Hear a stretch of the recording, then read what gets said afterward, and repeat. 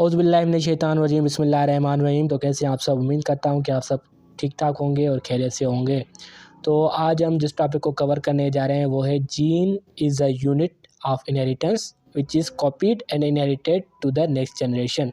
इसका मतलब ये है कि जीन जो है वो इनहेरिटेंस का एक यूनिट है जो कि कॉपीड हो सकता है, रिप्लिकेशन भी उसकी हो सकती है और इनहेरिट होता है नेक्स्ट जनरेशन में। तो आपका बुक कह रहा है कि जो कॉम्प्लीमेंट्री अरेंजमेंट होती है न्यूक्लियोटाइड की, वो बहुत इंपॉर्टेंस रखती है डीएनए के मॉलिक्यूल में।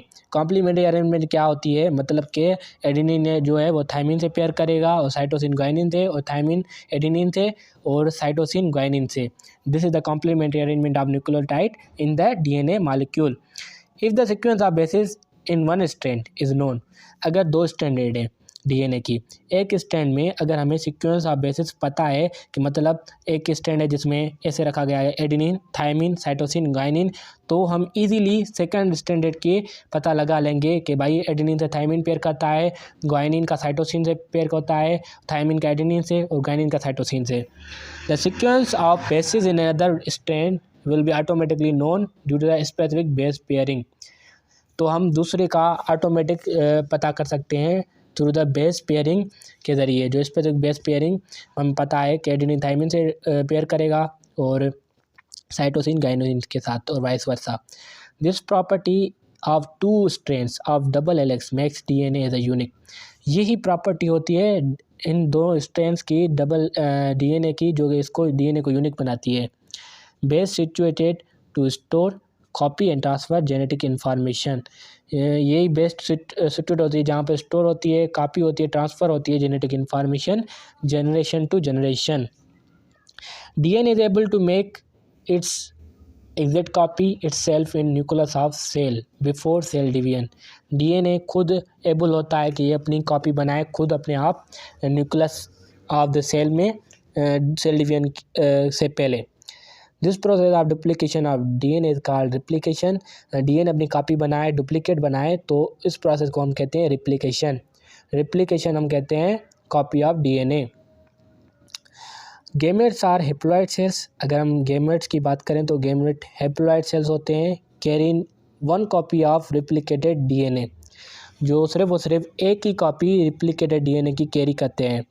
This copy carry genes from parents to offspring through these gametes.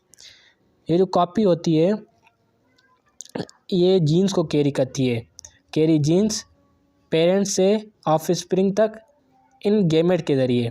मतलब कि ये कॉपी बन गई, इसमें जीन्स होगी जो जीन्स कैरी करेंगे parents to offspring through gametes, क्योंकि गेमेट्स का फ्यूजन होता है तभी ऑफस्प्रिंग मतलब कि फिर डेवलपमेंट होती है, डेवलपमेंट के बाद ऑफस्प्रिंग प्रोड्यूस होता है। तो इसी के ज़रिए जीन्स कैरी होती हैं।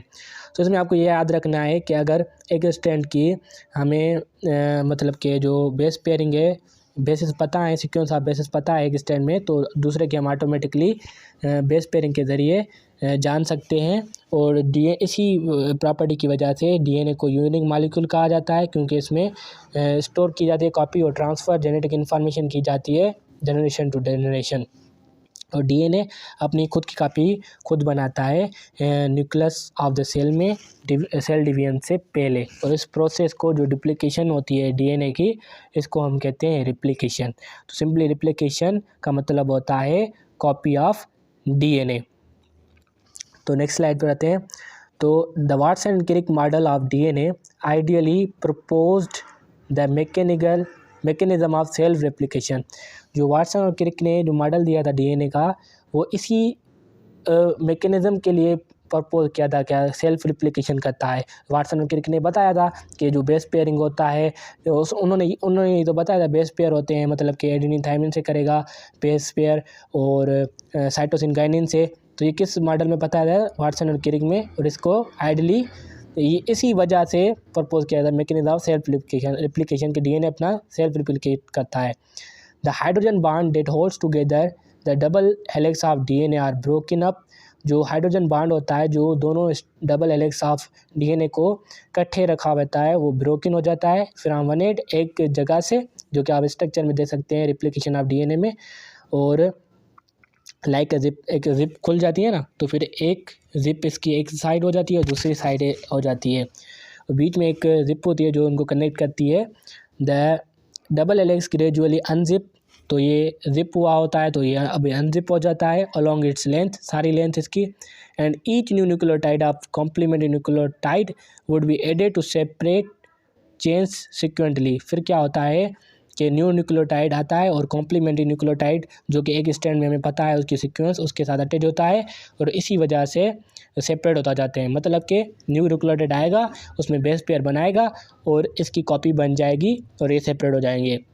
तो this is all about the genetic gene is the basic unit of inheritance, और ये कॉपी होता है, ट्रांसफ़र होता है generation to generation, next generation तक। उम्मीद करता हूँ आपको लेक्चर पसंद आया है। अगर लेक्चर पसंद आया है तो वीडियो को शेयर करिएगा और वीडियो को लाइक करिएगा। मिलेंगे ऐसे नए लेक्चर में, तब तक के लिए अपना ख्याल रखिए। Wish you best of luck and I love you all.